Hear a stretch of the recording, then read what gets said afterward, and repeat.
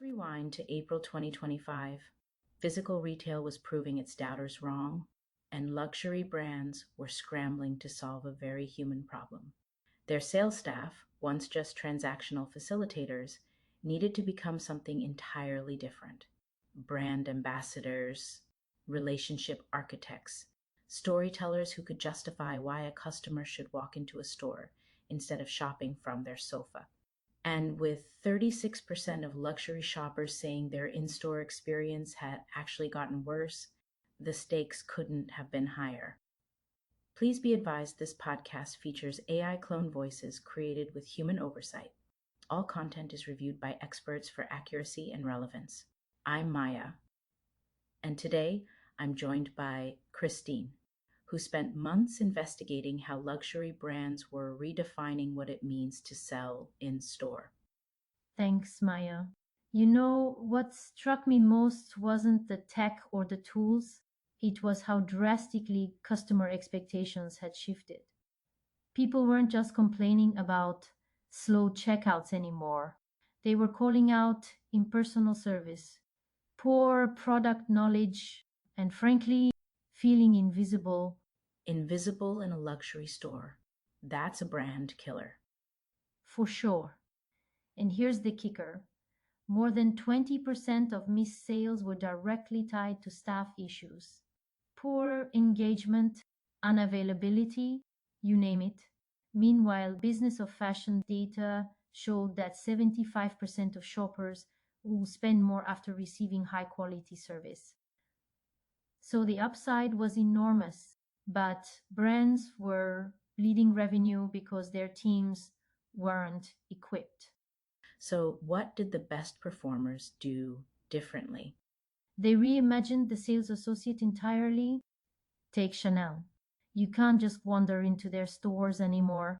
A salesperson has to be available to greet you, ask about your preferences, guide you through the space. Only after that connection is made do you get access to their app. It's a privilege, not a given. That's bold. And I imagine it creates lines. It does, but it also guarantees every customer gets attention. Compare that to the frustration of being ignored in a packed store. Chanel chose depth over speed. What about the technology side? I know clienteling tools were becoming a big investment. Massive. Kering rolled out an app called Loose, which fed store associates personalized product recommendations based on over 100 micro attributes per customer: demographics, shopping history, beacon data, even third party insights. And it worked. Average order values jumped 15 to 20%. That's significant, but tools are only as good as the people using them. Spot on. Training became non negotiable. Brands weren't just teaching product knowledge anymore, they were training on emotional intelligence, cultural awareness, storytelling. Louis Vuitton's job postings demanded candidates who could develop long term relationships using clienteling tools and master the brand. The Webster wanted people with unbridled hospitality. These weren't sales jobs, they were ambassador roles. And I assume the talent war heated up? Brutally, luxury brands were suddenly competing with tech companies and startups for the same candidates. So they had to get creative. Some started recruiting from hospitality and food and beverage sectors, industries known for service excellence. Others looked at automotive, real estate, even finance. That's a wide net. It had to be. They also ramped up social media recruitment: LinkedIn, Instagram, TikTok. Some brands turned their top advisors into micro influencers, showcasing their careers to attract younger talent.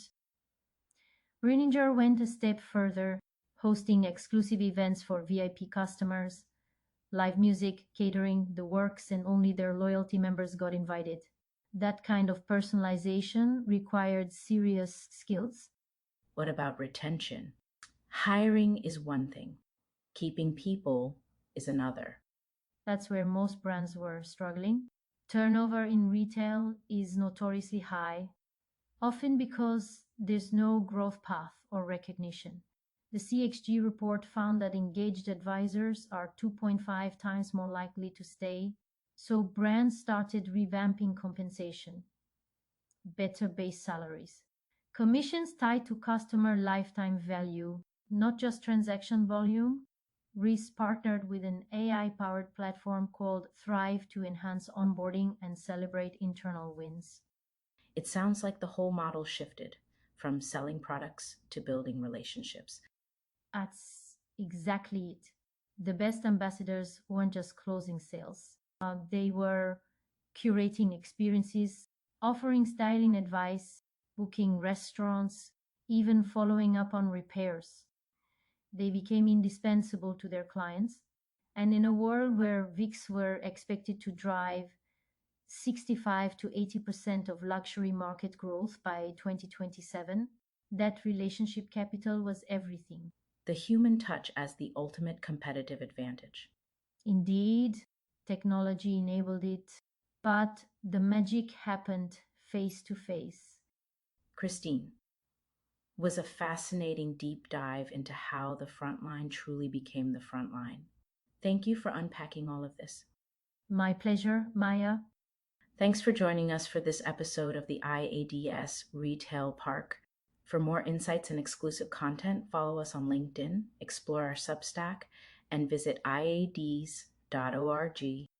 To everyone listening, you can read Christine's full exclusive for more details. The link is available in the episode notes.